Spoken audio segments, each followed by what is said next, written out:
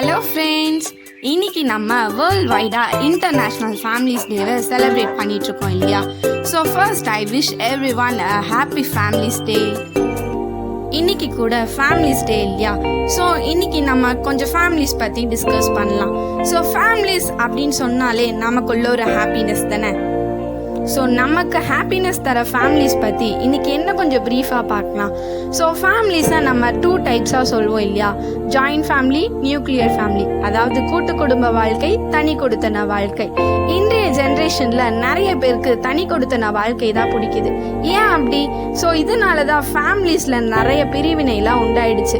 பாருங்களேன், ஒரு வீட்டில் ஒரு அம்மா, அப்பா, பையன் இருக்காங்கன்னு வச்சுக்கோங்களேன்.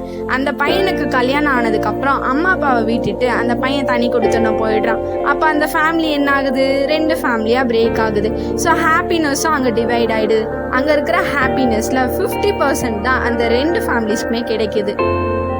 எப்போவுமே ஃபேமிலிஸ் பார்த்தீங்கன்னா ஆலமரம் மாதிரி தான் இருக்கணும். ஆலமரத்தை பார்த்தீங்கன்னா நிறைய விழுதுகள் இருக்குது இல்லையா? ஸோ ஆலமரம் நம்ம ஃபேமிலி, அந்த ஃபேமிலியில் விழுதுகள் மாதிரி நிறைய குடும்பத்தின் உறுப்பினர்கள் இருக்கணும். அது தாங்க ஒரு முழு குடும்பம். இன்னைய ஜென்ரேஷனில் நிறைய பேருக்கு கூட்டு குடும்பத்தோட அருமை தெரியறதே இல்லை. கூட்டு குடும்பத்தில் வாழ்ந்துட்டு இருக்கும் போது ஒரு 2 நாள் இருப்பாங்க. 2 நாளில் சண்டே தான் வந்துடும்.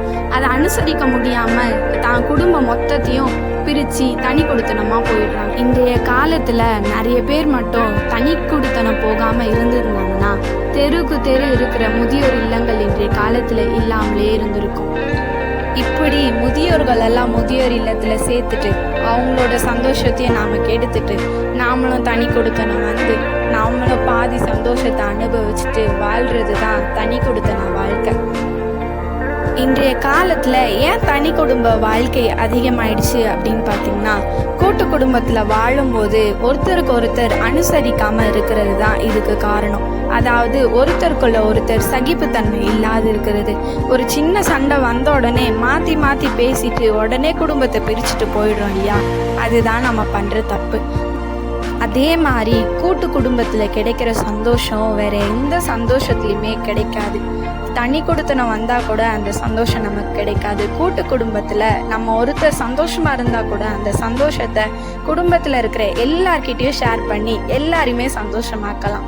அதே மாதிரி ஒருத்தர் ஒரு கஷ்டமான ஃபீலிங்ஸில் இருந்தீங்கன்னா கூட அந்த ஃபீலிங்ஸை எல்லார் கூடயும் ஷேர் பண்ணி நம்மளோட மனசை லேஸ் ஆக்கிக்கலாம்.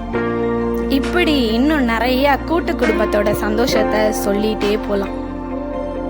ஒரு வேளை இந்த வீடியோவை பார்த்துட்ருக்க நீங்கள் தனி கொடுத்தன வாழ்க்கை வாழ்ந்துட்டு இருந்தீங்கன்னா சீக்கிரமாக கூட்டு குடும்ப வாழ்க்கை வாழ பாருங்கள். உங்கள் சொந்த பந்தங்களோட மீண்டும் சேருங்க. இதுதான் இந்த வீடியோலேருந்து நான் சொல்ல வருகிற கருத்து. ஸோ எல்லாருக்குமே இன்டர்நேஷ்னல் ஹாப்பி ஃபேமிலிஸ் டே. ஸோ சீக்கிரமாக நீங்களும் கூட்டு குடும்ப வாழ்க்கை வாழ ஆரம்பிங்க. அதே மாதிரி இந்த வீடியோவை பார்த்துட்ருக்கவங்க எல்லாருக்குமே நான் ஒரு விஷயத்த சொல்ல இன்னும் ஆசைப்படுறேன். அதாவது இன்றைய தலைமுறையினர் நிறைய பேருக்கு கூட்டு குடும்ப வாழ்க்கை பிடிப்பதில்லை.